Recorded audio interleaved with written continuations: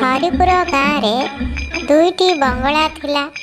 सेथि मध्यरु गोटिए बंगला भूत मानक द्वारा कब्जा होइकी रहिथिला। सेई दुई बंगला मध्यरु केउ बंगलाटीरे प्रेत बा भूत माने रहुथिले ताहा केही जानि नथिले। सेथिपाई भୟରେ सेई बंगला निकटकू केउ लोक जाउ नथिले एवं ताकू दूररू ही देखुथिले। सेमानकू बहुत डर लागुथिला से बंगला पाखकू जिबा पाई। बंगला दुईटी बहुत सुंदर थिला। तार साज सजा समस्तंकर मन मोहि नेउथिला। हेले भूत भୟରେ सेई बंगला निकटकू जिबाकू समस्तंकू डर लागुथिला। सेथिपाई केही भी हेले से बंगला पाखकू जाउ नथिले। थारे सेही बंगला निकटकू बंगलार मालिक हरिप्रसाद बाबू आसिले एवं से चिंता कले जे एई दुई बंगला मध्यरु को बंगलाटी रे भूत माने रहुछन्ति। एहा जानिबा पई से गोटे उपाय पाचिले। से तांकर $1 मिलियन को जिए एही बंगलारे गोटिए राति रे रहिब से ताकू $1 मिलियन पुरस्कार रूपे देबे। एथिपाई से एक घोषणा मध्य कले एवं से भाबिले जे जदि एई बंगला मध्यरु भूत बंगलाटी को चिन्हई दब ताहले से अत्यंत खुशी हेबे।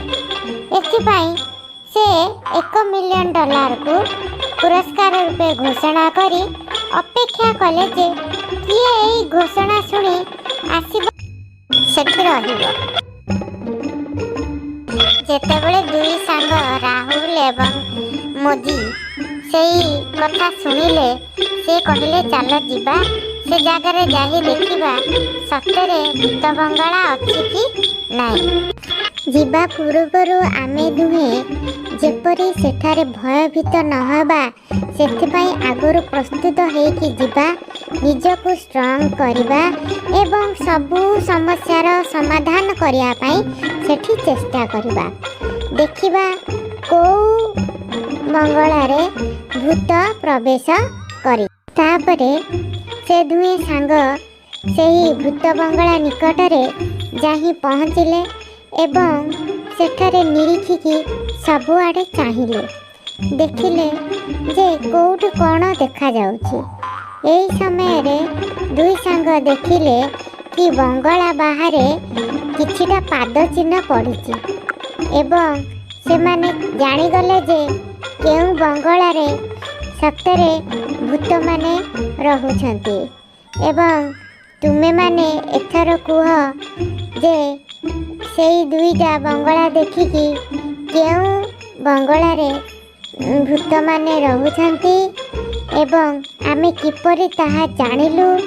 आपण माने सठिक उत्तर देबाकू चेष्टा करंतु।